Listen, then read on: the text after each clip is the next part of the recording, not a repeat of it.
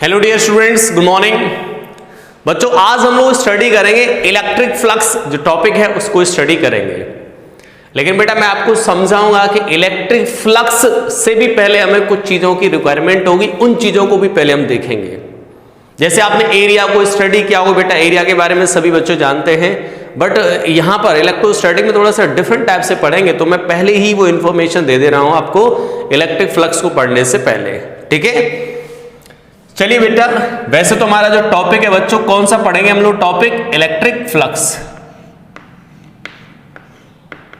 Electric flux जो topic है बेटा, इसको हम लोग स्टडी करने वाले हैं, इलेक्ट्रिक फ्लक्स को। ठीक है, इलेक्ट्रिक फ्लक्स को। लेकिन बेटा इलेक्ट्रिक फ्लक्स को स्टडी करने से पहले कुछ बेसिक बातें, मतलब जैसे एरिया को लेकर। ठीक है, तो सबसे पहले मैं आपको एरिया समझाता हूं।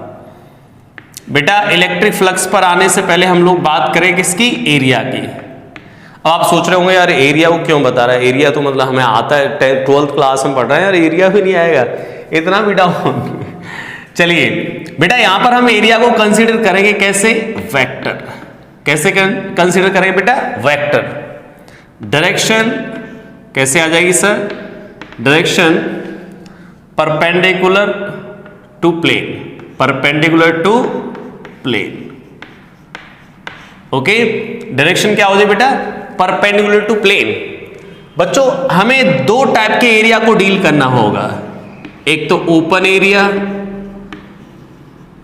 ओपन एरिया, और नेक्स्ट हम डील करेंगे बेटा क्लोज्ड एरिया। समझ रहे हो बच्चों? Closed area. ठीक है, क्लोज्ड एरिया। तो सबसे पहले बेटा सर ये दो फिजिक्स में हम लोग दो टाइप के एरिया से हमारा सामना होगा, एक तो ओपन एरिया से और क्लोज्ड एरिया से। अब बेटा चलो देख लेते हैं ओपन एरिया क्या होते हैं सर। तो सबसे पहले हम बात करेंगे किसकी? ओपन एरिया की। ठीक है, ओपन एरिया। ओपन एरिया बेटा जैसे कि मैं आप एक प्लेट ले लूं, यहां पर जैसे एक प्लेट इस तरीके से, ये इधर एक प्लेट हो गई इस तरफ। ठीक है, मान लेते हैं ये स्क्वायर प्लेट है, साइड लेंथ इसकी ए है, तो आप इसका एरिया कैसे बताओगे बेटा? इसका एरिया क्या आएगा? तो आप बता दोगे सर स्क्वायर का एरिया ए स्क्वायर हो जाएगा। लेकिन इसकी डायरेक्शन क्या आएगी सर? डायरेक्शन देखो, डायरेक्शन के बारे में क्या लिखा है? Perpendicular to plane. अब मान लो बच्चों ये ले लिया आपने एरिया, इसके परपेंडिकुलर डायरेक्शन बतानी है मुझे, तो सर ये भी इसके परपेंडिकुलर है, ये भी तो इसके परपेंडिकुलर है, मतलब यहां पे दो डायरेक्शन पॉसिबल हैं। कैसे? एक डायरेक्शन तो बेटा इधर एरिया वेक्टर की इस तरफ, और एक डायरेक्शन बच्चों इस तरफ, this is area vector. Clear? तो यहां पर अगर मैं इसको एरिया को वेक्टर फॉर्म में लिखना चाहूं तो क्या आ जाए बच्चों? यहां पर एरिया आ जाए बेटा, area vector is equal to a square plus minus J cap. Plus minus J cap क्यों लिखा सर बच्चों? प्लस ये और माइनस ये, तो ये डायरेक्शन इधर भी हो सकती है और इधर भी हो सकती है। ये किस टाइप का एरिया है? ओपन। ओके, जैसे अगर बेटा मैं यहां पर एक ये एरिया ले लिया मैंने, जिसकी रेडियस है आर, इसकी रेडियस क्या है? आर। ठीक है, अब मुझे पूछा भाई इसका एरिया लिखो, तो एरिया कैसे लिखे बेटा? इसका एरिया वेक्टर इस तरफ एक एरिया वेक्टर हो सकता है, और या डायरेक्शन इसकी इधर हो सकती है। ठीक है, तो हम क्या लिख देंगे? Area vector is equal to, area vector लिख दोगे pi are square plus minus J cap, plus minus J cap. Clear? ये हो जाएगा एरिया वेक्टर। तो ये किस में कंसीडर होगा बेटा? ओपन एरिया में, मतलब ये ओपन है, क्लोज्ड बाउंड्री नहीं है ये। ठीक है, समझ रहे बच्चों? अब बच्चों मैं आपसे एक चीज पूछूं कि भाई इसका एरिया बताओ। यहां पर जैसे हम लोग थोड़ा क्रॉस प्रोडक्ट को भी याद कर लेते हैं, क्रॉस प्रोडक्ट को भी थोड़ा देख लेते हैं। जैसे आपसे ये पूछा जाए, एक रेक्टेंगल टाइप की चीज है, ए बी सी और डी। ठीक है, यहां पर पूछा जाए कि सर ये इस वाली जो प्लेट का एरिया किधर आएगा? ठीक है, इसका एरिया किस तरफ आएगा? ठीक है, इसका एरिया कैसे निकालोगे? तो क्या करो बेटा इसका एरिया? सर इसका एरिया में क्या दिक्कत है भाई? ये इधर आ जाएगा, ये एरिया वेक्टर की डायरेक्शन क्या होगी बेटा? इस प्लेन के परपेंडिकुलर आउटवर्ड या फिर इनवर्ड। अच्छा, तो हम लोग एरिया बेटा, और एरिया को लिखेंगे कैसे सर? ये अब पता होना चाहिए रेक्टेंगल है या स्क्वायर है, ठीक है। तो रेक्टेंगल स्क्वायर उससे क्या फर्क पड़ता है, मल्टीप्लाई कर दो साइड्स का। तो हम लोग इस एरिया को बेटा ऐसे लिखेंगे, देखो वेक्टर फॉर्म में ऐसे लिखो बेटा, मैं ये साइड और ये साइड का मल्टीप्लाई कर दूं, लेकिन थोड़ा डिफरेंट तरीके से। डिफरेंट तरीके से कैसे? A B vector cross A D vector, ऐसे भी लिख सकते हो, या फिर बेटा A D vector cross A B vector. कैसे sir? A B cross A D, बेटा जब अगर आप A B vector A D cross करोगे, ए बी वेक्टर मतलब ऐसे समझ लो ये साइड एक वेक्टर है और ए डी वेक्टर ये है, तो बच्चा A B cross A D कितना आ गया वेक्टर में? देखो हम लोग क्रॉस प्रोडक्ट की डायरेक्शन कैसे निकालते बेटा? अपना ये हाथ है जो बेकारीपन फैलाते थे हम लोग फर्स्ट वेक्टर के अलोंग, ठीक है, लो फैला दो, तो फर्स्ट वेक्टर ये हो गया सर, फैला दिया। अब ये टर्न हो गया बेटा, सेकंड वेक्टर की तरफ जाना चाहिए, सेकंड वेक्टर की तरफ चला गया, तो एरिया देखो ये देता था हमें क्रॉस प्रोडक्ट की डायरेक्शन। तो बच्चों इस क्रॉस प्रोडक्ट का जो डायरेक्शन आएगा वो किधर आएगा? A B cross A D, direction outward, तो इधर ही तो होगा रिफ्रैक्टिव डायरेक्शन। तो इसको वेक्टर फॉर्म में इस तरीके से लिखा जा सकता है। अच्छा, A D cross A B, sir A D इधर, फर्स्ट वेक्टर इधर, ए बी वेक्टर इधर, तो इनवर्ट हो गया डायरेक्शन। हाँ, ये भी पॉसिबल थी डायरेक्शन, तो A B cross A D भी हो सकता है एरिया वेक्टर, और A D cross A B भी हो सकता है, ठीक है। अब बच्चों इसी बात पर, जैसे ये आपको बहुत अच्छे से समझना चाहिए भैया कि इसमें कैसे हमें एरिया वेक्टर लिख रहे हैं, ठीक है। जैसे फॉर एग्जांपल अगर मैं इसी पे एक क्वेश्चन ले लूं सिंपल, इसी पर बेटा मैं एक सिंपल क्वेश्चन ले लूं, क्योंकि आपने ये तो यहां पे इमेजिन कर लिया अच्छे से कि इसकी डायरेक्शन सर आउटवर्ड आएगी या फिर इनवर्ड आएगी, लेकिन अब थोड़ी सी डिफरेंट ज्योमेट्री को थोड़ा चेंज करते हैं, ठीक है। कैसे चेंज कर देते हैं कि सर इस तरीके से कि स्ट्रक्चर मैं आपके सामने बता रहा हूं, ये स्ट्रक्चर है, ठीक है, X axis and this is Y axis. बेटा एक इस तरीके का फ्रेम है ऐसे, ये, और एंगल है यहां से थीटा, एंगल क्या यहां से थीटा, और साइड लेंथ है ए, स्क्वायर। अब हमें इसका एरिया वेक्टर लिखना है, इस फ्रेम का एरिया वेक्टर क्या आएगा? अब इस फ्रेम का एरिया वेक्टर लिखने के लिए क्या करना पड़ेगा सर? कंसेप्ट आपको आना चाहिए, A B cross A D, समझ रहे हो? तो हमने क्या, ये क्या लिख दो बेटा, पॉइंट डाल दो, ए बी सी और डी, क्लियर है बेटा? चलिए अब आपको ए बी वेक्टर ढूंढना है पहले, तो सर ए बी वेक्टर तो ये रहा ऐसे, इधर ए बी वेक्टर, और ए डी वेक्टर सर इधर है, समझ रहे बेटा? समझ रहे बेटा? क्या आ जाएगा? ये ए डी वेक्टर तो ये हो गया बेटा, और ए बी वेक्टर ये हो गया, क्लियर? अब देखो ये बेटा इसमें एक्स वाई प्लेन में होता तो हम बोलते डायरेक्शन इधर है, लेकिन बच्चों ये है क्या रियलिटी में? एक ऐसा प्लेन है, ये ऐसा प्लेन है बेटा, ये जो एक्स वाई प्लेन में तो है नहीं, थोड़ा सा टिल्ट कर दिया इसको ऐसे, तो आपको पता चल जाएगा डायरेक्शन सर इस तरफ आएगी या फिर इधर आएगी, डायरेक्शन ऐसे। लेकिन ये तो हमें पता चल रहा है, विजुअलाइज कर रहे हैं हम लोग, लेकिन सर इसको मैथमेटिकली आंसर कैसे देंगे कि किस तरफ होगा इसकी direction? A B cross A D. तो क्या करेंगे बेटा, वेक्टर ढूंढ लो दोनों। तो ए डी वेक्टर कितना आएगा बेटा यहां पर? ए डी वेक्टर बोलो कितना आ जाएगा? ए जे कैप, बेटा ए डी वेक्टर पता चल गया, ए जे कैप, ठीक है। ए बी वेक्टर क्या आएगा सर? A B vector. अब बेटा थोड़ा बहुत आपको कंपोनेंट के बारे में पता हो तो मैं समझा दे रहा हूं, कंपोनेंट्स के बारे में, कैसे हम लोग कंपोनेंट्स करते हैं। चलिए देखिए बच्चों, देखो ऐसा समझ लगे ये साइड अगर इस तरफ होती तो साइड की लेंथ कितनी? ए है बेटा, ये इस तरीके से साइड लेंथ ए। अब मैंने क्या किया, इसको थोड़ा सा टिल्ट, जब आप इसको यहां से घुमाओगे, जैसे ऐसे घुमा दिया एंगल थीटा पर। अब इसको कंपोनेंट्स फॉर्म में कैसे लिखेंगे बेटा? जब ये हॉरिजॉन्टल था, साइड लेंथ हॉरिजॉन्टल थी इस तरफ, इस हैंड के अलोंग ऐसे समझ लो, और बेटा अब हमने क्या किया, इसको ऐसे घुमा दिया। अब घुमाएंगे इस तरीके से घुमाएंगे बेटा, ऐसे घुमा दिया अपन लोगों ने इसको ऐसे, जब ये हॉरिजॉन्टल था, हॉरिजॉन्टल दिख रहा है आप लोगों को, अब ऐसे घुमा दिया। अब क्या करो बेटा, ए के कंपोनेंट लोगे, इसके कंपोनेंट, तो सामने क्या आता है? ए साइन थीटा, और ये क्या आता है? ए कोस थीटा। तो इस ए का बेटा ये कंपोनेंट आएगा कॉस, और ये आएगा कौन सा? इस तरफ मतलब साइन आ जाएगा। दोबारा समझ लो कंपोनेंट अगर अच्छे से पता नहीं है तो, बेटा ये साइड लेंथ ए है जब आप इसको ऐसे घुमा दोगे तो इस ए के कंपोनेंट इधर कितना आएगा, ए कॉस, और ये क्या आएगा, ए sign, A cos A sign. बेटा ए कॉस किधर है, एक्स के अलोंग, और साइन ये किधर है सर, ये बाहर की तरफ, मतलब के कैप। तो हम लोग क्या लिख पाए बेटा, ए बी वेक्टर को लिख पाएंगे sir, a cos theta i cap plus a sine theta J cap. समझ गए, ए बी वेक्टर। ठीक है सर, अब इसको वेक्टर फॉर्म में एरिया वेक्टर कैसे लिखूंगा, तो एरिया वेक्टर बेटा लिख दो A B cross A D vector. A B vector कितना है बेटा, ये रहे sir, a cos theta i cap plus a sine theta k cap और क्रॉस जे कैप, मतलब ए जे कैप। ये हो गया।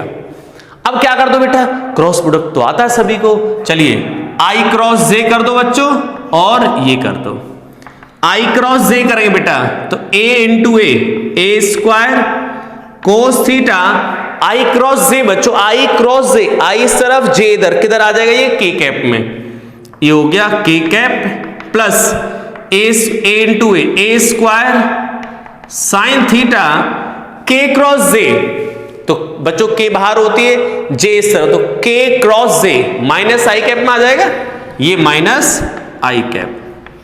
This is all about the 11th class background. सही है, तो ये आगे बेटा एरिया वेक्टर, समझ जाओगे।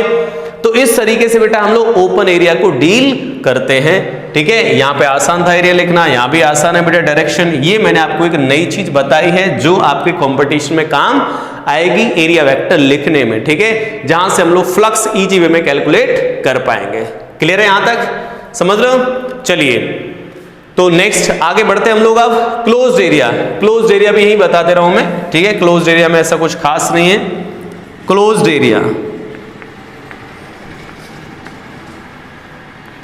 क्लोज्ड एरिया में क्या आएगा बच्चा, क्लोज्ड एरिया के अंदर कोई भी ज्योमेट्री जो क्लोज्ड है, क्लोज्ड मतलब जैसे स्फीयर है बेटा, ये स्फीयर ये क्लोज्ड हो गया, ये बेटा डिस्क नहीं है, रिंग नहीं है, क्या स्फीयर। तो एरिया वेक्टर कैसा आएगा सर, यहां पर बच्चा एरिया वेक्टर इस डायरेक्शन में, यहां पर एरिया वेक्टर इस डायरेक्शन में, यहां पर एरिया वेक्टर इस डायरेक्शन में, हाँ यहां पर एरिया वेक्टर, यानी कि डायरेक्शन कैसे आएगी, always outward normal, outward normal, outward normal.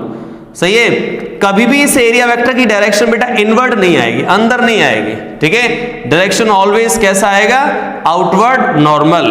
सही है, किस केस में बच्चों, क्लोज्ड बाउंड्री केस में, क्लोज बाउंड्री केस में ऑलवेज डायरेक्शन कैसे आएगी, आउटवर्ड नॉर्मल। ठीक है, चलिए आई होप आपको बेस्ट तरीके से समझ आया होगा। तो एरिया का ये कंसेप्ट है बेटा, इस तरीके से हम लोग एरिया लिखेंगे। फिजिक्स में बहुत ऐसी जगह पर जरूरत पड़ेगी जहां पे हमें एरिया लिखना पड़ेगा। ठीक है, चलिए अब आते हैं हम लोग नेक्स्ट अपने टॉपिक पर, इलेक्ट्रिक फ्लक्स पर।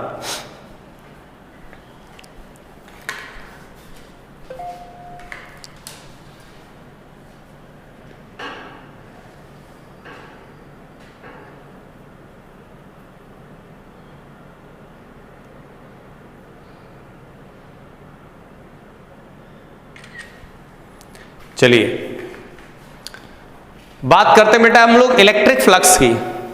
ठीक है, एरिया वेक्टर लिखा हमने, समझा।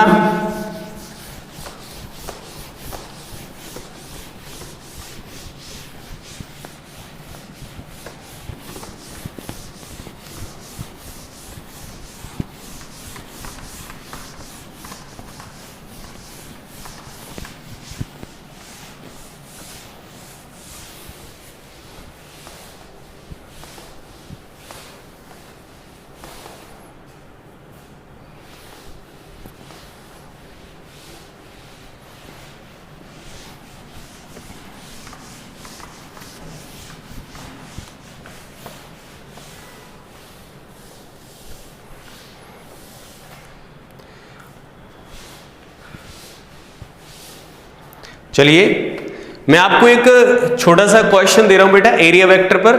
ठीक है, एरिया वेक्टर लिख लेना है इसमें। क्वेश्चन ये है बच्चों, इस टाइप का एक एक्स वाई सिस्टम बना लेते हैं, कोऑर्डिनेट एक्स वाई, प्लेट इस तरीके से, एंगल है ये 37, साइड लेंथ ए, सही है, साइड लेंथ ए हो जाएगा ये। इसमें एरिया वेक्टर लिखना आप लोगों को, ठीक है। एक क्वेश्चन इसी में और दे रहा हूं, y ये एंगल 53 डिग्री, साइड लेंथ ए, ठीक है। जीवन में फुर्सत मिल सके तो ये दो क्वेश्चन निकाल लेना, ठीक है। चलिए अब आ जाते हैं हम लोग यार इलेक्ट्रिक फ्लक्स पर। इलेक्ट्रिक फ्लक्स एक्चुअल में इसको फाई से हम डिनोट करेंगे बेटा, फाई से। और ये हमें क्या बताएगा बेटा, ये फाई जो है किसके प्रोपोर्शनल आएगा। इलेक्ट्रिक फ्लक्स के बारे में बेटा किताबी ज्ञान से जरूरी है हम लोग बाकी चीजों को फील करें, समझ लो, किताबी कीड़ों से भी थोड़ा बाहर हट के हम चीजों को सीखें, समझें, तभी कंपटीशन में हम लोग फाइट कर पाएंगे भाई। बेटा फाई क्या होता है सर, फाई मतलब फ्लक्स, ये ऐसा समझ लो number of electric field lines, ठीक है, ऐसा समझ लो, number of electric field lines crossing any area perpendicularly, ठीक है। ये जो फ्लक्स है बेटा, फ्लक्स क्या आएगा, number of electric field lines crossing any area perpendicularly, किसी पर्टिकुलर एरिया से कितनी लाइंस परपेंडिकुलर क्रॉस हो रही हैं, that is number of field lines, उसको क्या बोलेंगे हम लोग, electric flux. Count of field lines, कितनी नंबर ऑफ फील्ड लाइंस कितनी पास हो रही हैं, दैट इज फ्लक्स। यानी बेटा ऐसा समझ सकते हो, जितनी ज्यादा फील्ड लाइंस क्रॉस हो रही है उतना ज्यादा फ्लक्स पास हो रहा है सर, ठीक है। कम फील्ड लाइन पास हो रही है तो कम फ्लक्स पास हो रहा है, ठीक है। इस कैसी क्वांटिटी है बच्चों, ये फ्लक्स स्केलर, कैसी क्वांटिटी है, स्केलर, ओके, स्केलर है, ठीक है। चलिए अब दूसरा, अब इसको हम लोग डिफाइन कैसे करते हैं, डिफाइन कैसे किया जाता है बेटा, ये फाई को कैसे रिप्रेजेंट करेंगे, फाई को डिफाइन कैसे करेंगे बेटा, phi is defined as, electric flux is defined as, electric flux is defined as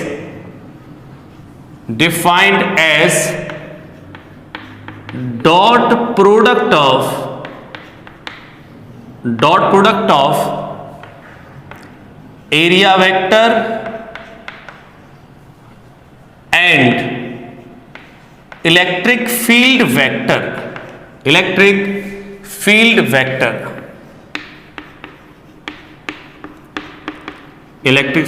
vector. बेटा कैसे डिफाइन किया जाएगा सर, एरिया वेक्टर और इलेक्ट्रिक फील्ड वेक्टर, इन दोनों का dot product, that is electric flux. समझ लो बच्चों, ऐसे समझ लेते हैं सर, ये तो है एरिया वेक्टर, ये इस तरीके से कोई पर्टिकुलर एरिया ले लिया अपन लोगों ने, ये ठीक है। या एरिया वेक्टर कैसा आएगा बेटा इस पर, सर एरिया वेक्टर सपोज इस तरफ D A vector, clear, D A vector. और मान लेते हैं यहां पे इलेक्ट्रिक फील्ड इस डायरेक्शन में, एंगल है इनके बीच में थीटा, और इलेक्ट्रिक फील्ड वेक्टर है बच्चों इस तरफ, ठीक है। तो हम यहां से पास होने वाली फील्ड लाइंस या यहां से पास होने वाला फ्लक्स कैसे डिफाइन करेंगे, तो बेटा ये एरिया स्मॉल है तो इससे पास होने वाला फ्लक्स भी स्मॉल होगा, दैट इज डी फाई, सही है भाई। स्मॉल एरिया सर फ्लक्स भी स्मॉल होगा, डी फाई कितना आ जाएगा, dot product of electric field with area vector, electric field dot area vector, ये आ गया फ्लक्स, क्लियर। अब हमें सर टोटल फ्लक्स निकालना हो किसी पर्टिकुलर एरिया से, तो क्या कर दोगे बच्चों, दोनों तरफ integration, phi is equal to E dot d A, समझ गए बेटा। जब इंटीग्रेशन किया तो डिफरेंशिएशन कैंसिल हो जाएगा यार, तो बेसिक हमारे लिए डेफिनेशन ये है बेटा, किसी पर्टिकुलर एरिया से पास होने वाला फ्लक्स। अब मैं क्या करूं बेटा, इसमें दो केस बना लेता हूं। कौन कौन से केस, कि सर जब इलेक्ट्रिक फील्ड कैसा है, इलेक्ट्रिक फील्ड कैसा बच्चों, constant over whole area, over whole area, complete area पर इलेक्ट्रिक फील्ड कांस्टेंट है। सर जब कांस्टेंट तो इलेक्ट्रिक फील्ड बाहर आ जाएगा फिर, तो बच्चों फ्लक्स कैसे डिफाइन करोगे, यहां पर ये इलेक्ट्रिक फील्ड बाहर हो गया, डॉट डी ए वेक्टर।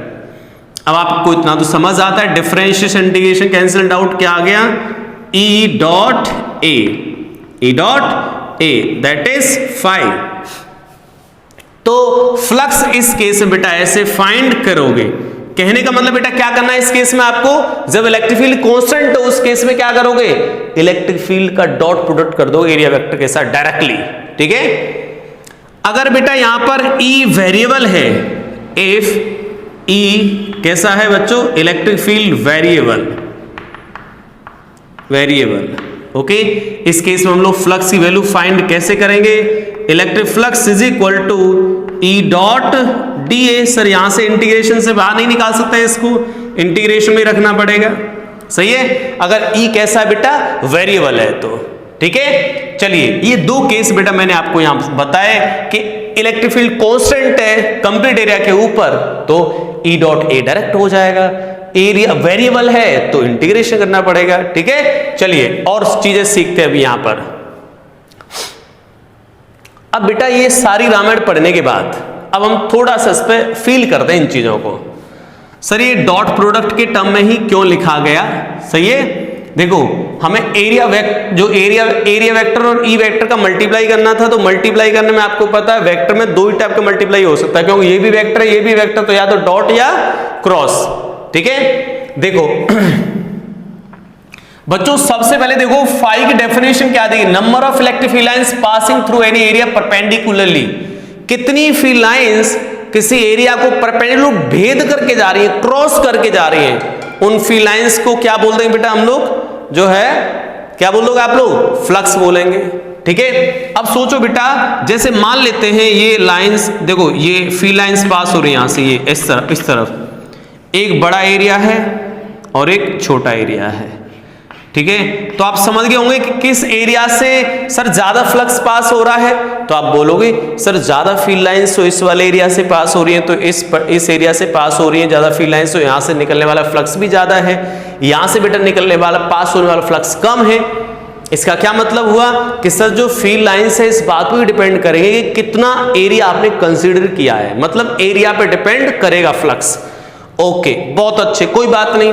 फिर मैंने बोला कि बेटा एक कोई बात नहीं कि यहां से सही बात है कि इलेक्ट्रिक फील्ड इस पे डिपेंड करेगा, ज्यादा एरिया है तो ज्यादा फील्ड लाइन पास होंगी। अब मैंने इसी एरिया को ऐसे कर दिया, बताओ अब क्या होगा, बताओ अब क्या हुआ, कुछ फ्लक्स कम हो गया। क्यों सर, देखो पहले बेटा ये सारी लाइन पास होके जा रही थी यहां से, अब जैसे मैंने इसको ऐसे किया तो ये लाइन तो यहां से निकल के चली गई, इसमें से क्रॉस करके नहीं गई। इसका मतलब फ्लक्स इस बात पर भी डिपेंड करेगा कि वो एरिया किस ओरिएंटेशन में रखा हुआ है, मतलब उसकी ओरिएंटेशन मैटर करेगी। बेटा जैसे यहां पर ओरिएंटेशन ऐसे थी तो ज्यादा पास हो रही थी फील्ड लाइन, ओरिएंटेशन थोड़ी चेंज की, फील्ड लाइन से डिक्रीज कर गई, फ्लक्स डिक्रीज कर गया। तो इसका मतलब इस बात पर डिपेंड करेगा फ्लक्स के कितना एरिया है, बट उसकी ओरिएंटेशन क्या है, समझ गए। दूसरी बात हो गई। सर तीसरी बात, मान लो इलेक्ट्रिक फील्ड यहां पे कमजोर हो जाता, एरिया यही है लेकिन फील्ड लाइंस ऐसे पास हो रही है कम, और यहां पे फील्ड लाइंस हो गई ज्यादा ऐसे, तो एक छोटे से एरिया से यहां फ्लक्स कैसा बेटा, ऐसे यहां ये देखो क्या हो बेटा। अब यहां पर तो यहां तो सर ज्यादा फील्ड लाइन पास हो रही तो ज्यादा फ्लक्स पास होगा, जब एरिया तो एक कम है, ये एरिया ज्यादा था। यानी कि इस बात पर डिपेंड करेगा बेटा फ्लक्स कि यहां पर इलेक्ट्रिक फील्ड कितना है, इलेक्ट्रिक फील्ड की स्ट्रेंथ कितनी है, ठीक है। तो मेजर फैक्टर कितने आ गए बेटा फ्लक्स में, 3 आ गए। कौन कौन से, एरिया की वैल्यू कितनी है, एरिया किस ओरिएंटेशन में रखा हुआ है, और उस पर्टिकुलर जगह पर इलेक्ट्रिक फील्ड स्ट्रेंथ कितनी है। भाई ज्यादा स्ट्रेंथ होगी तो ज्यादा फील्ड लाइन आएगी ऑटोमेटिक, क्योंकि जो स्ट्रेंथ होती है बेटा फील्ड लाइंस की डेंसिटी के प्रोपोर्शनल होती है। फील्ड लाइंस की प्रॉपर्टी में पढ़ा था हम लोगों ने, ठीक है। तो ये तीन बातों पे डिपेंड कर रहा है, एरिया वेक्टर पर, उसकी ओरिएंटेशन पर और इलेक्ट्रिक फील्ड वेक्टर पर, ठीक है। तो इन तीनों चीजों को बेटा हमने यहां पे इंक्लूड कर दिया और तीनों चीजें इंक्लूड होके क्या आ गई, ई डॉट डी ए कॉस थीटा। अरे डॉट प्रोडक्ट कैसे डिफाइन करते हो यार, E D A cos theta, सही है। अब सर ये बात तो तय हो गई कि ये ई पे भी डिपेंड कर रहा था, एरिया वेक्टर भी डिपेंड कर रहा था और ये ओरिएंटेशन पे भी डिपेंड कर रहा था, लेकिन आपने इसमें डॉट प्रोडक्ट ही क्यों लिया, क्रॉस क्यों नहीं लिया? तो बेटा क्रॉस इसलिए नहीं लिया बच्चों, देखो अगर यही एरिया बेटा ऐसा हो जाता, देखो ये एरिया ऐसे हो जाए ऐसे, ठीक है, तो यहाँ एरिया वेक्टर तो ऐसे हो गया, इलेक्ट्रिक फील्ड वेक्टर ऐसे हो गया। अब बताओ जब एरिया वेक्टर ऐसे हो जाएगा क्या इसमें से कोई फील्ड लाइन पास होकर जा रही है? नहीं। अब आप सोच रहे हो सर इसके ऊपर होकर जा रही है ना फील्ड लाइन, नहीं ऐसे नहीं। फील्ड लाइन बेटा एरिया के ऊपर जाने से मतलब नहीं, इसमें क्रॉस होकर जानी चाहिए, क्रॉस करके जानी चाहिए इस एरिया को, तभी फ्लक्स जनरेट होगा, ठीक है। तो अगर हम लोग क्रॉस प्रोडक्ट देखते हैं, यहां पर अगर हम क्रॉस कर देते तो बेटा एंगल होता 90 डिग्री और ई डी ए साइन 90 होता 1, मतलब मैक्सिमम फ्लक्स पास हो रहा होता इस टाइम पर, जबकि इसमें तो फ्लक्स है ही नहीं, इस टाइम जीरो फ्लक्स है। तो फिर इस केस में क्या करना पड़ेगा, cos 90 कितना, जीरो, मतलब जीरो फ्लक्स, सही है। तो बेटा ये फ्लक्स किस किस बात पर डिपेंड किया भाई, एरिया पर, इलेक्ट्रिक फील्ड पर और बेटा एरिया की ओरिएंटेशन पर। इसका मतलब इलेक्ट्रिक फील्ड और एरिया वेक्टर के बीच के एंगल पर, ओरिएंटेशन पर। इसलिए बेटा इसको डिफाइन कर दिया, समराइज कर दिया इन तीनों बातों को पढ़ी लिखी लैंग्वेज में कि एरिया जो फ्लक्स है वो किस बात पर डिपेंड करेगा बेटा, कैसे डिफाइन करेंगे उसको, डॉट प्रोडक्ट से। कैसे डिफाइन करेंगे उसको, डॉट प्रोडक्ट से। क्लियर है? चलिए अब बच्चों में कुछ ज्योमेट्रीज ड्रॉ कर देता हूं, सही है, कुछ ज्योमेट्रीज। दूसरा मैं आपको एक कॉन्सेप्ट और सिखाऊंगा जो आपने 11 क्लास के जो पढ़ते हम लोग यूनिडायमेंशन वहां सीखते हैं, ठीक है। चलिए एक बार इसको नोट कर देते हैं हम लोग, ठीक है। चलिए इसकी यूनिट क्या आ जाए बेटा, यूनिट और लिख दूं मैं, यहाँ पे छोटी छोटी बातें और लिख देते हैं, जगह स्पेस है तो।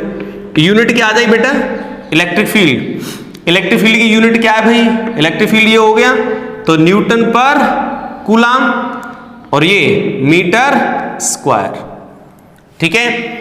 न्यूटन पर कूलाम, तो बेटा इसको ऐसे भी बोल सकते हो आप लोग, newton metre coulomb into metre. ये जूल पर कूलाम हो जाएगी, समझ रहे हो, जूल पर कूलाम, इसको जूल पर कूलाम इनटू मीटर भी बोल सकते हैं। और बेटा जूल पर कूलाम हो जाएगा आपके पास वोल्ट, वोल्ट मीटर, तो ये वोल्ट और ये एम मीटर, यूनिट ऐसे भी निकाल सकते हैं, ठीक है, वोल्ट मीटर।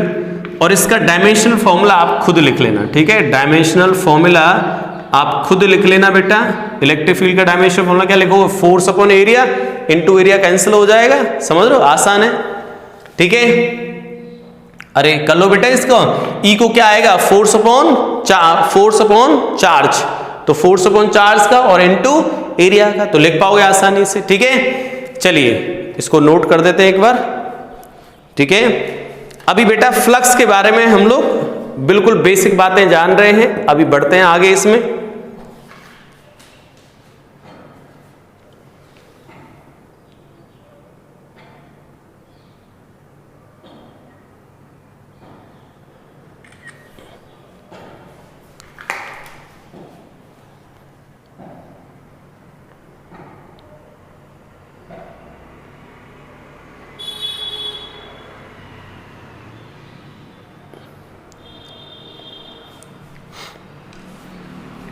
चलिए अब बेटा यहां पर मैं सिंपल क्वेश्चंस समझाऊंगा आपको, ठीक है। सिंपल क्वेश्चंस से शुरुआत करेंगे हम लोग, बिल्कुल।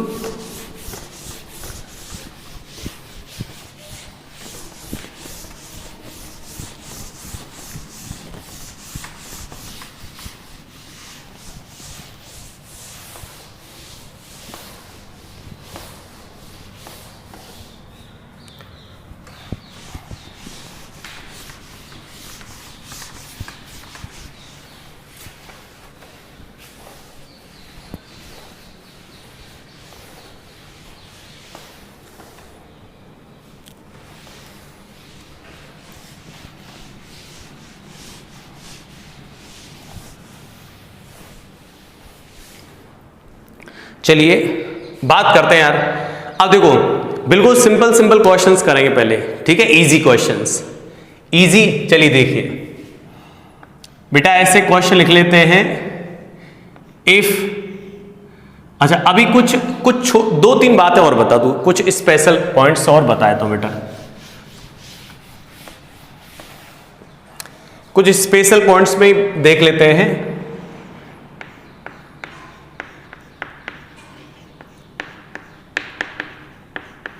थोड़ा फेमिलियर हो जाए उसके बाद हम लोग क्वेश्चन निकालेंगे, ठीक है। फेमिलियर होना बहुत जरूरी है यार, ठीक है। चलिए भाई, फेमिलियर होंगे तभी बेटा हम चीजों को अच्छे से बता पाएंगे, सीख पाएंगे। तो बच्चों सबसे पहले मैं बात करूं कि सर ओपन एरिया के केस में आपने दो बातें बताई थी कि एरिया वेक्टर जो है इलेक्ट्रिक फील्ड के मतलब जो सरफेस के परपेंडिकुलर होता है, बट वो दोनों साइड हो सकता है, ठीक है। तो बच्चों जैसे मैं आपके सामने लिखूं कि ये है एरिया वेक्टर इस तरीके से, और यहां से इलेक्ट्रिक फील्ड आउट हो रहा है इस तरफ, इलेक्ट्रिक फील्ड इस तरफ है और एरिया वेक्टर है ऐसे। तो सर यहां पे फाई की वैल्यू क्या आएगी? तो फाई की वैल्यू आएगी बेटा E into A into cos zero. Sir cos zero क्यों लिख दिया?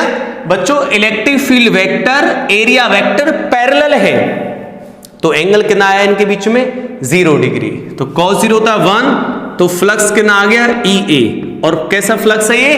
पॉजिटिव, ठीक है बेटा। ये फ्लक्स पॉजिटिव है, इसको बोलते हैं हम लोग आउटगोइंग फ्लक्स,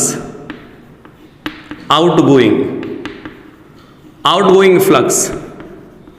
आउटगोइंग मतलब ये आउट हो रहा है, मतलब ऐसा समझ लो कि अगर हम यहां से देख रहे थे, जैसे यहां से देख रहे थे एरिया वेक्टर इधर ही इलेक्ट्रिक फील्ड आ रहा था, तो मतलब ये आउट हो रहा है, इस पर्टिकुलर एरिया से फील्ड बाहर जा रहा है, फ्लक्स बाहर जा रहा है, तो दैट इज आउटगोइंग फ्लक्स, ठीक है।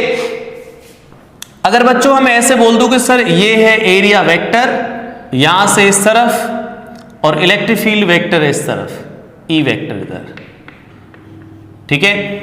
मतलब अब आपका क्वेश्चन ये मत करना कि सर एरिया वेक्टर तो इधर भी तो हो सकता है, नहीं, हम देखो यहां से देख रहे हैं, हम यहां से देख रहे हैं बेटा इस जगह से, तो हम बोलेंगे इस सरफेस के एरिया वेक्टर इस तरफ और इलेक्ट्रिक फील्ड एंटर कर रहा है, अंदर जा रहा है, तो इसको बोलेंगे एंटरिंग फ्लक्स, ठीक है। तो यहां पर वैल्यू क्या आएगी बेटा?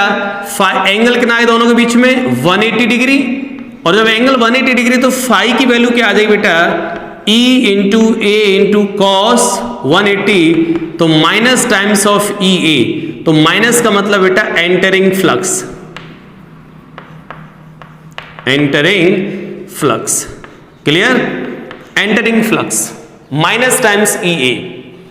अगर बच्चों मैं बोलूं आपसे कि इलेक्ट्रिक फील्ड वेक्टर तो है ऐसे और एरिया वेक्टर और इलेक्ट्रिक फील्ड वेक्टर इस तरफ, इलेक्ट्रिक फील्ड ऐसे जा रहा है इधर, कितना एंगल है दोनों के बीच में? 90 डिग्री, यानी फ्लक्स की वैल्यू क्या आ गई यहां पर? 0, क्योंकि E into A into cos 90 और कॉस 90 होता है बेटा 0, तो ये वैल्यू क्या आ गई? 0, ठीक है। तो बच्चों आउटगोइंग और एंटरिंग समझ जाओगे, तो बेटा जब भी आउटगोइंग फ्लक्स है, आउटवर्ड फ्लक्स है, तो उसको क्या लेंगे हम लोग? पॉजिटिव। और एंटरिंग फ्लक्स एरिया वेक्टर इधर है, अंदर जा रहा है फील्ड, तो दैट इज नेगेटिव, और यहां कितना आ जाएगा? 0। समझ लो फ्लक्स पास ही नहीं हो रहा है सब, ठीक है। चलिए इसके बाद बेटा ये समझ जाओगे आप लोग, ठीक है। इस तरीके से हम लोग लिख सकते हैं एंटरिंग फ्लक्स को बेटा नेगेटिव और आउटगोइंग फ्लक्स को हम क्या लेंगे? पॉजिटिव फ्लक्स कंसीडर करेंगे, ठीक है। चलिए अब आ जाते हैं हम छोटे क्वेश्चंस पर, ओके। तो अब आप समझ जाना बेटा फ्लक्स कहीं पॉजिटिव है, फ्लक्स पॉजिटिव मतलब फील्ड लाइंस किसी पर्टिकुलर एरिया से बाहर आ रही हैं। फ्लक्स नेगेटिव आ रहा है सर, तो किसी एरिया में फील्ड लाइंस एंटर हो रही हैं, ठीक है। यहां पर कितना है? 0। सर यहां 0 क्यों आ रहा है? बिकॉज बेटा लाइंस जो वो एरिया के पैरेलल है, इसको क्रॉस करके नहीं जा रही है, ठीक है, इसलिए वहां पे फ्लक्स 0। चलिए अब हम बात करते हैं बेटा, एक क्वेश्चन ले लेते हैं, सिंपल क्वेश्चन दे रहा हूं, बहुत इजी प्रॉब्लम। इलेक्ट्रिक फील्ड मान लेते हैं बच्चों 2i cap plus 3j cap plus k cap, सही है। Then find flux passing through an area a vector is equal to -5i cap plus 6j cap plus k cap, ठीक है।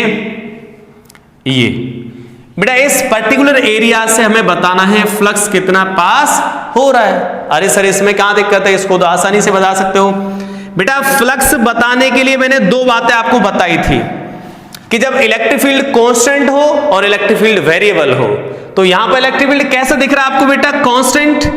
अरे ना एक्स पे डिपेंड कर रहा, ना वाई आ रहा, ना इसमें जेड आ रहा, ना टाइम आ रहा है, ऐसा कुछ आ ही नहीं रहा है। तो बेटा ये इलेक्ट्रिक जो फील्ड है वो कांस्टेंट है। समझ गए कांस्टेंट का मतलब? बेटा इलेक्ट्रिक फील्ड कांस्टेंट मतलब ना सर ये एक्स पर डिपेंड कर रहा है ना वाई। अरे आई कैप जे कैप तो डायरेक्शन डिसाइड कर रहे हैं, बट यहाँ पे कहीं एक्स और वाई जेड नहीं दिखाई दे रहे, ना टाइम दिखाई दे रहा, तो ये वेरिएबल नहीं है। कैसा है ये? Constant.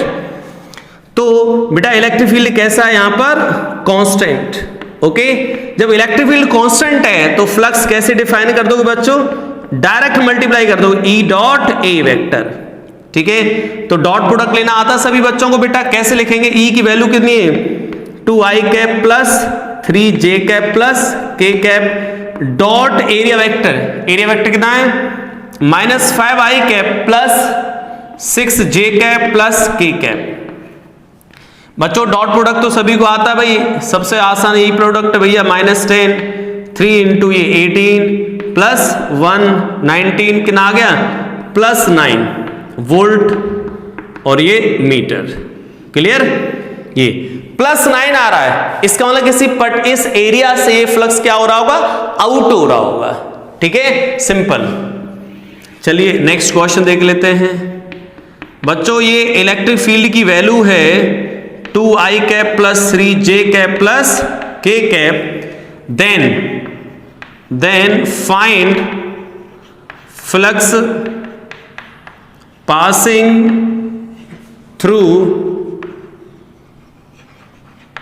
through a frame, a square frame, side length दे रखी बेटा a, side length a, then find flux passing through a square frame which lies in xy plane, बेटा xy प्लेन में लाई कर रहा है, तो यहां से फ्लक्स पूछा है बेटा कितना आएगा। तो बच्चों ये xy प्लेन में लाई कर रहा है, तो पहले इसका एरिया वेक्टर लिखो, तो आपको समझ आ गया होगा कि xy प्लेन में लाई कर रहा है, तो सर या तो जो एरिया वेक्टर वो आउटवर्ड आएगा इनवर्ड आएगा। चलिए आउटवर्ड कंसीडर कर लेते हैं बाय द वे, ठीक है। तो ई वेक्टर इज इक्वल टू दे रखा बेटा हमें कितना? 2i cap plus 3j cap plus k cap. अगर यहां पे नंबर की बात कर रहा है और एरिया वेक्टर कितना आ जाएगा बच्चों? एरिया वेक्टर आ जाएगा a स्क्वायर k कैप, ठीक है। अब हम लोग फ्लक्स निकाल रहे हैं, तो फ्लक्स के लिए क्या करोगे? सर इलेक्ट्रिक फील्ड कांस्टेंट है, घबराने की जरूरत नहीं है, इलेक्ट्रिक फील्ड कांस्टेंट, तो ई डॉट ए डायरेक्ट कर दो, ठीक है। आ जाएगा भाई आंसर। चलिए इसको नोट कर देते हैं, ठीक है। फिर इसके बाद हम लोग थोड़ा आगे बढ़ते भाई।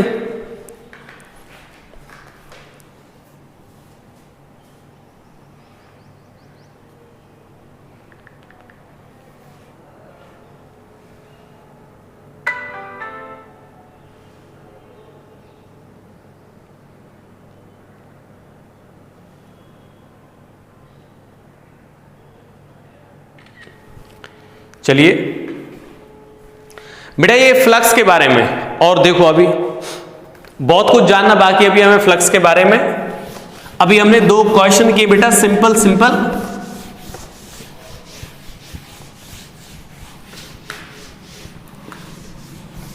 बच्चों यहां पर देखो दोनों डायरेक्शन पॉसिबल है, ध्यान रखना, ठीक है। प्लस k कैप या माइनस k कैप, तो आप देखोगे आंसर देख के भाई कौन सा ऑप्शन हमसे मैच कर रहा है, ठीक है। ऐसा नहीं प्लस k कैप के साथ लिया और ऑप्शन नहीं मिल रहा तो लड़ रहे हो, ऑप्शन तो है ही नहीं, गलत है क्वेश्चन। ऐसा नहीं, माइनस k कैप भी लेके देखो, क्योंकि 2 डायरेक्शन पॉसिबल है बेटा, तो ठीक है। तो माइंड में रखना पॉसिबिलिटी को। कुछ बच्चे बोले सर अगर दोनों ही आंसर मैच कर गए, अरे ऐसा नहीं होगा सन्नाटो, ऐसा थोड़ा ना होगा, फिर क्यों एग्जाम में क्वेश्चन आएगा ऐसा कंट्रोवर्शियल क्वेश्चन।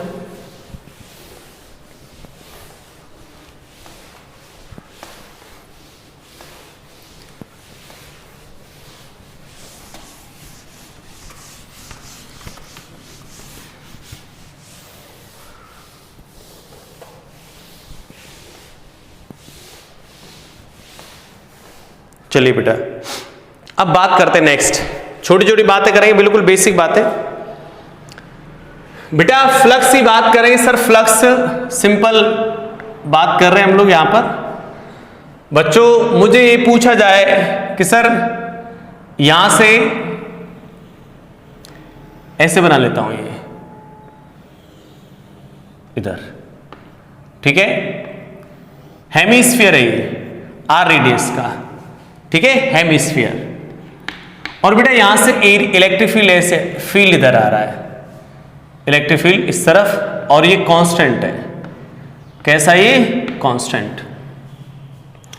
हमसे पूछा है बेटा कि यहां से पास होने वाला फ्लक्स सर्कुलर एरिया से और एक कर्व्ड एरिया, दोनों एरिया से आपको फ्लक्स बताना कितना पास हो रहा होगा, ठीक है। फ्लक्स थ्रू सर्कुलर एरिया और flux through curve area, curved surface, ठीक है, कितना पास होगा, ठीक है। कैसे बताओगे बच्चों? तो सिंपल है यार, कैसे बताएंगे, सुनो ध्यान से। बेटा सॉल्व कर रहा हूं इसको, यहां से देखना ध्यान से बच्चों। इस तरीके से है ये ज्योमेट्री, और यहां से ये इस तरफ, ठीक है, ये इधर, ठीक है बच्चों। और रेडियस कितनी है बेटा इसकी? यहां पर आर। अब हम बात कैसे करेंगे भाई, यहां पर इलेक्ट्रिक फील्ड किस तरफ बच्चों? इधर। अगर सर्कुलर वाले पार्ट को देखें हम लोग, सर्कुलर वाले सेक्शन को देखें, तो बेटा एरिया वेक्टर किधर आएगा सर्कुलर वाले सेक्शन में? सर एरिया वेक्टर इधर, ओके, एरिया वेक्टर इधर, और फील्ड जा रहा है अंदर। तो बेटा सर्कुलर सेक्शन से कितना फ्लक्स पास हो जाएगा? सर्कुलर सेक्शन से तो हम लोग क्या लिखेंगे sir? E into A into cos 180 degree, समझ रहे हो? E इंटू ए, एरिया कितना आ जाएगा? एरिया आ जाएगा पाई आर स्क्वायर, और यहां पर माइनस क्यों आ गया सर यहां पर? बेटा एरिया वेक्टर इसका इस तरफ इधर, और इलेक्ट्रिक फील्ड इधर, क्योंकि एरिया वेक्टर तो बेटा सरफेस के कैसा होना है? बाहर की तरफ, क्यों? क्लोज बाउंड्री है तो यहां पर एरिया वेक्टर किस तरह आएगा? इधर, ठीक है, लिख दिया। अब सर जो कर्व्ड एरिया है इसका, वहां से कितना पास होगा फ्लक्स, बताओ, वहां से कितना पास होगा? अब वहां से पास करने के लिए बेटा हमें अब ये देखना पड़ेगा कि सर यहां तो एरिया वेक्टर जैसे लोगे आप, यहां पे एरिया वेक्टर लोगे, जैसे मान लो यहां पे एरिया वेक्टर ले रहे हो, तो एरिया वेक्टर तो सर इधर आएगा, स्मॉल वेक्टर डी है, और इनके बीच में एंगल जो होगा वो अलग अलग जगह पे बदलता रहेगा एंगल, ठीक है। तो फिर हम कैसे निकालेंगे यहाँ पर? सर यहाँ तो एंगल ही चेंज हो रहा है हर जगह पर। तो इसमें क्या करते हैं बेटा, एक चीज सोचो कि जितनी फील्ड लाइंस बच्चों इसमें एंटर हो रही है, देखो जितनी फील्ड लाइन बेटा एंटर हो रही है, क्या उतनी फील्ड लाइंस ही बाहर आएंगी? यस, यानी जितना फ्लक्स इसके अंदर बेटा एंटर होगा, यानी जितनी फील्ड लाइंस बच्चों इसमें एंटर होंगी उतनी ही फील्ड लाइंस तो बाहर आएंगी। तो हम क्या बोल देंगे बेटा कि कर्व्ड एरिया से सर कितना फ्लक्स पास हो रहा है? E into pi are square. और पॉजिटिव क्यों बच्चों? क्योंकि ये फील्ड लाइंस यहां से बाहर आएंगी, बाहर, ठीक है, इसलिए पॉजिटिव बोल दिया इसको। समझ रहे हो बेटा? यहां पे ऐसे कैलकुलेट करने की जरूरत नहीं है कि यहां से एंगल निकाल रहे हैं, ऐसे कुछ कैलकुलेट नहीं करेंगे बेटा। जितनी फील्ड लाइंस एंटर, भाई जितनी फील्ड लाइंस इसमें एंटर हो रही हैं, ये तो एरिया वेक्टर था, ठीक है, जितनी फील्ड लाइन एंटर होंगी उतनी आउट हो जाएंगी, समझ रहे हो? तो ऐसे निकाल देंगे हम लोग, ठीक है। नेक्स्ट ज्योमेट्री देखते हैं, ठीक है बच्चों। अब नेक्स्ट देखते हैं ज्योमेट्री। बच्चों अगर मैं बात करूं कि सर ये कोन है, कोन ऐसे, ये इधर ऐसे, और इसकी रेडियस है ये r। यहां से बेटा इलेक्ट्रिक फील्ड जा रहा है इस तरफ, इलेक्ट्रिक फील्ड इस तरफ ऐसे, आपको बताना है राउंडेड से कितना फ्लक्स पास होगा यहां से, और कर्व्ड पोर्शन से कितना फ्लक्स पास होगा। कर सकते हैं बच्चों हम लोग, आसान है भाई। सर सर्कुलर से कितना पास हो जाएगा? तो आप बोल दोगे सर सर्कुलर से पास होने वाला फ्लक्स कितना आ जाएगा? देखो इसमें एरिया वेक्टर कितना आएगा बेटा? डाउनवर्ड, और फील्ड अंदर जा रहा, तो क्या लिख देंगे? Minus of E into pi are square, ठीक है। सर कर्व्ड सरफेस से कितना आएगा? इतना ही आ जाएगा, बट पॉजिटिव होगा। कर्व्ड सरफेस से कितना आ जाएगा बेटा? Plus times E pi are square. ऐसा क्यों लिख दिया? बच्चों जितनी फील्ड लाइंस एंटर होंगी उतनी तो निकल के जाएंगी वहां से, ठीक है भाई। यहां से जो फील्ड लाइंस बाहर आएंगी यहां से निकल के, तो जो फील्ड लाइंस एंटर हो रही है वही निकल के जाएगी सर यहां से जो फील्ड लाइंस एंटर हो रही है, तो जितना एंटरिंग फ्लक्स है उतना ही आउटगोइंग फ्लक्स हो जाएगा, ठीक है। ये हो गया। अगर मैं इसी क्वेश्चन को ऐसे लिख दूं बच्चों कि ये इस तरफ ये ऐसे, यहां पर ये हाइट बोल दे रहा हूं, ये r और हाइट बोल रहे हैं हम लोग h, यहां पर ऐसे फील्ड लाइंस आ रही है, ठीक है। कर्व्ड एरिया से कितना फ्लक्स पास होगा, कैसे निकालोगे आप लोग फ्लक्स की वैल्यू, तो इसमें क्या लिखे बेटा, कर्व्ड एरिया से कितना फ्लक्स पास हो जाएगा, चलिए बताइएगा। कितना है बेटा, इलेक्ट्रिक फील्ड इस तरफ E, सर कितना एरिया, कितने एरिया से, मतलब ये कितना एरिया बेटा इसके जीवन काल में आएगा, जो इलेक्ट्रिक फील्ड कितने एरिया से पास होके जाएगा, बता पाएंगे क्या। अब देखो ये कोन है बेटा, कोन, अब कोन है, अगर कोन है बच्चों तो कोन बना सकते हैं क्या अपन लोग, कोन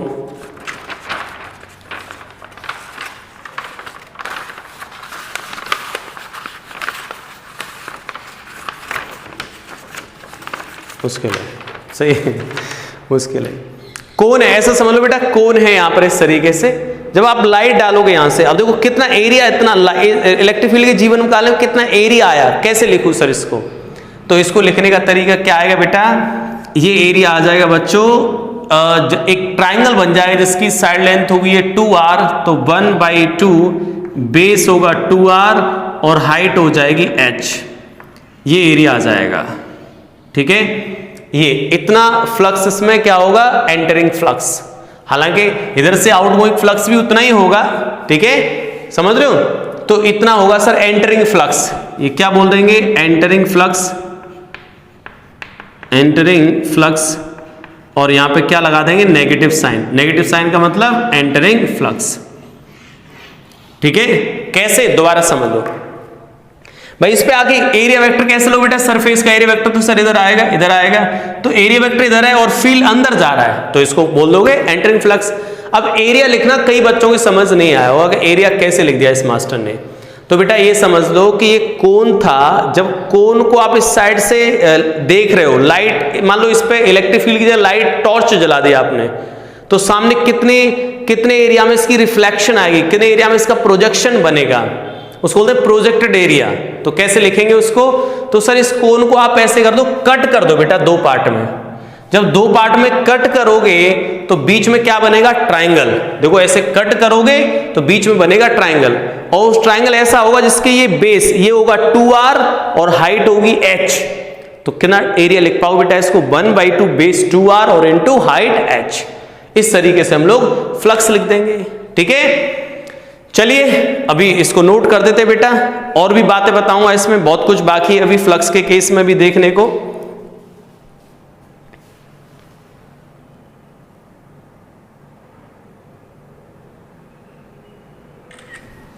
चलिए तो इस केस में बेटा बहुत कुछ देखेंगे अभी हम लोग, ठीक है।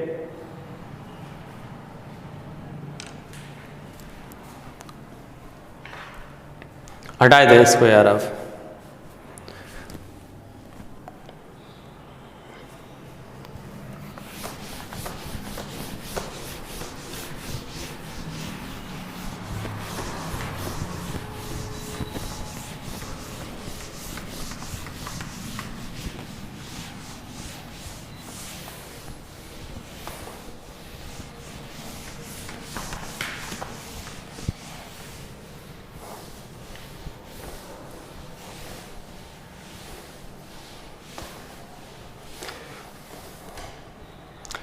बेटा इसी में मैं क्वेश्चन को रिपीट करूं इसको वापस, ठीक है।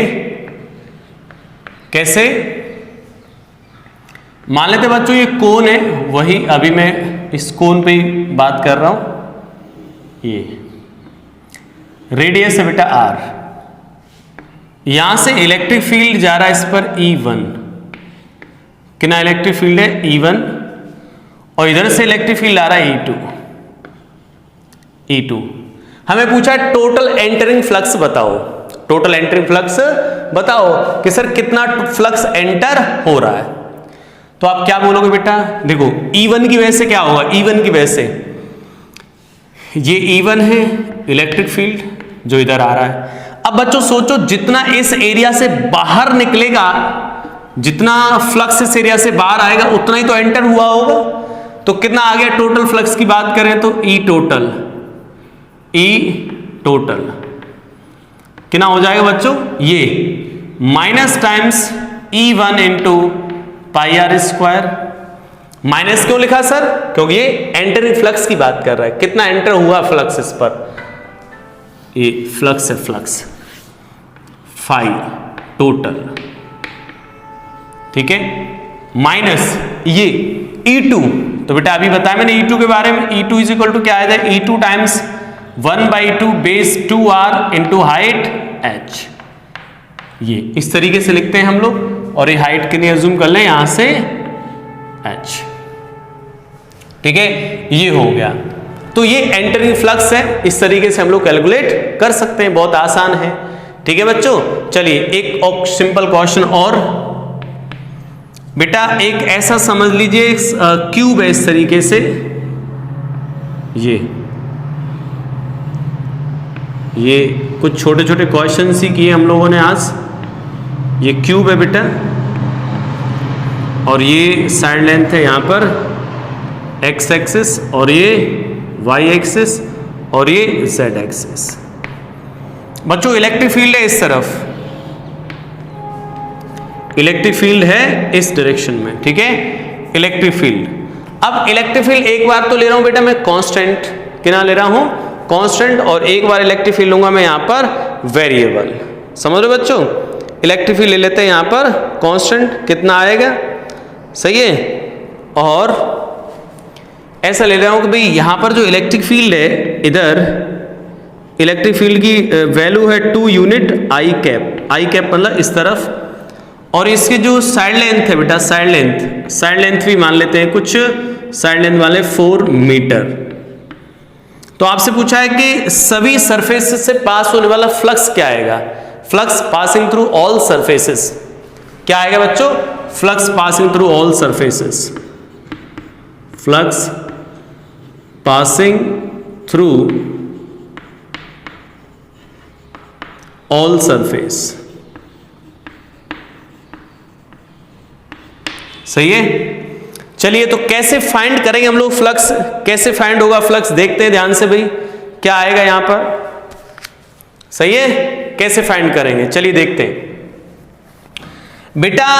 अगर हम लोग इसकी बात करें सर, ये ज्योमेट्री जो है इस तरीके से, यहां पर एरिया वेक्टर कैसा आएगा, आउटवर्ड नॉर्मल, ये हो गया एरिया वेक्टर। इधर ही बेटा इलेक्ट्रिक फील्ड भी इधर है, तो एंगल कितना आएगा इनके बीच में, 0 डिग्री, तो सरफेस का नाम दे दिया 1, और ये सरफेस होगी बेटा 2, ये वाली सरफेस को मैंने क्या बोल दिया 2, और इसमें एरिया वेक्टर कैसा आएगा, बाहर की तरफ, क्योंकि बच्चों एरिया वेक्टर क्लोज बाउंड्री में क्या होता है, जब क्लोज बाउंड्री आती है एरिया वेक्टर कैसा आएगा, आउटवर्ड नॉर्मल।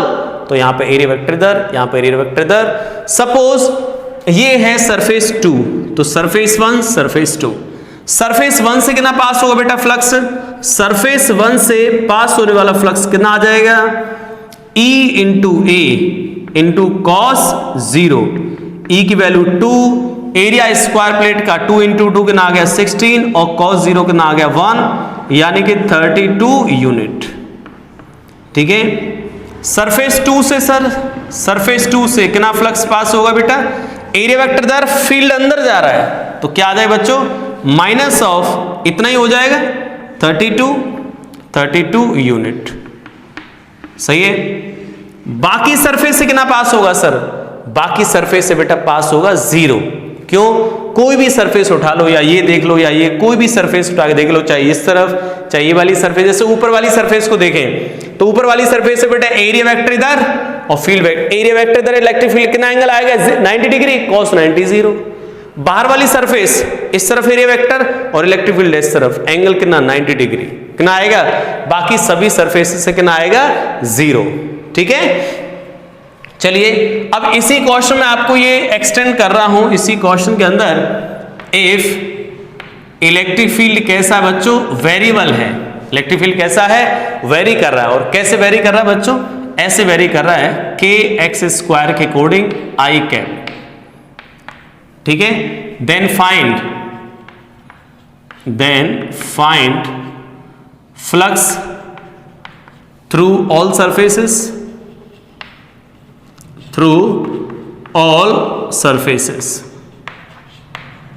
सभी सरफेसेस से कितना फ्लक्स पास हो रहा है। अब बच्चों देखो बाकी सरफेसेस को मैं बता ही नहीं रहा क्योंकि उनसे जीरो होना है। कौन कौन से सरफेस है, 1 और 2 को छोड़ दो बाकी से जीरो हो जाएगा, 1 और 2 को छोड़ दो तो बाकी से जीरो हो जाएगा। क्लियर है यहां तक। चलिए सरफेस 2 से कितना पास होगा सर, सरफेस 2 से भी जीरो होगा।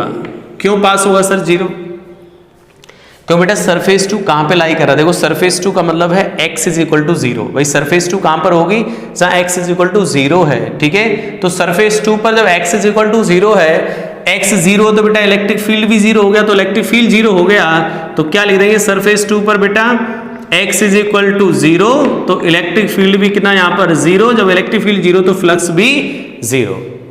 सरफेस 1 से कितना पास होगा सर, सरफेस 1 से, तो सरफेस 1 से कैसे निकालोगे बच्चा, यहां से सरफेस 1 से। तो यहां पर आते इलेक्ट्रिक फील्ड x की वैल्यू क्या आ गई बेटा 4 यूनिट, तो यहां पर तो पास हो जाएगा फ्लक्स। तो कितना आएगा E इंटू ए, ई की वैल्यू कितनी हो जाएगी बेटा यहाँ पर k एक्स स्क्वायर, एक्स की वैल्यू यहाँ पर 4, एरिया का वैल्यू कितना बेटा 4 इंटू 4 का स्क्वायर कितना आ गई समझ रहे हो। तो ये आ जाएगा यूनिट, मल्टीप्लाई कर देना, ठीक है। इतने यूनिट आ जाएगा फ्लक्स किस सरफेस से, 2 सरफेस से। क्यों सर, सॉरी 1 सरफेस से। बेटा इधर जाओगे तो x वेरी करेगा, लेकिन एक चीज का ध्यान रखना बेटा। अब आप बोल रहे हो सर यहाँ पे जब इलेक्ट्रिक फील्ड वेरिएबल है तो आपने फिर डायरेक्टली E इंटू ए क्यों कर दिया। बच्चों इस सरफेस पर, इस कंप्लीट सरफेस पर इलेक्ट्रिक फील्ड कांस्टेंट है। क्यों कांस्टेंट है बताओ, क्योंकि इस एरिया की बेटा यहां से डिस्टेंस फिक्स है। देखो x डिस्टेंस, हर पॉइंट का डिस्टेंस फिक्स है। देखो यहां से जितना दूर ये है x में, उतना दूर ये पॉइंट है, उतना दूर ये पॉइंट है, इतने दूर इतना पॉइंट है। हर पॉइंट की डिस्टेंस फिक्स है बच्चों। यहां से हर पॉइंट x पर्टिकुलर डिस्टेंस पर है। मतलब इन सब के लिए बेटा इस सरफेस के जितने भी पॉइंट होंगे उन सब के लिए x कैसा आएगा, फिक्स। और जब x कांस्टेंट है सबके लिए तो इलेक्ट्रिक फील्ड भी सभी के लिए क्या होगा, कांस्टेंट। यानी इस ऑल ओवर एरिया पर, कंप्लीट एरिया पर इलेक्ट्रिक फील्ड कैसा है, कांस्टेंट। तो जब इलेक्ट्रिक फील्ड इस पे कांस्टेंट है तो डायरेक्ट E इंटू ए। सर कांस्टेंट कैसे बेटा, ये ओरिजिन वाली साइड है, ये यहां से x डिस्टेंस वाली साइड। तो आप देखोगे हर पॉइंट कितना दूर होगा यहां से x डिस्टेंस पे, हर पॉइंट x सेम डिस्टेंस पर, तो इलेक्ट्रिक फील्ड सभी पॉइंट पे सेम आ जाएगा। और जो सभी पॉइंट पे सेम मतलब कंप्लीट एरिया पर इलेक्ट्रिक फील्ड कांस्टेंट सेम, तो डायरेक्टली मल्टीप्लाई E इंटू ए कर दोगे, ठीक है। लेकिन सर E कितना आएगा यहाँ पर, तो उसके लिए x की वैल्यू पुटअप कर दोगे। x की वैल्यू कितनी बेटा यहाँ पर 4 हो जाएगी, सरफेस के लिए पुटअप कर दिया। समझ रहे बच्चों, इस तरीके से हम लोग फाइंड कर पाएंगे, ठीक है। चलिए बेटा अब मैं आपको जो है नेक्स्ट कंसेप्ट सिखाऊंगा नेक्स्ट क्लास में, जिसको हम बोलेंगे जो है गॉस थ्योरम। क्या पढ़ेंगे बेटा, गॉस थ्योरम को स्टडी करेंगे, ठीक है। चलिए करते हैं नेक्स्ट क्लास के अंदर, ओके।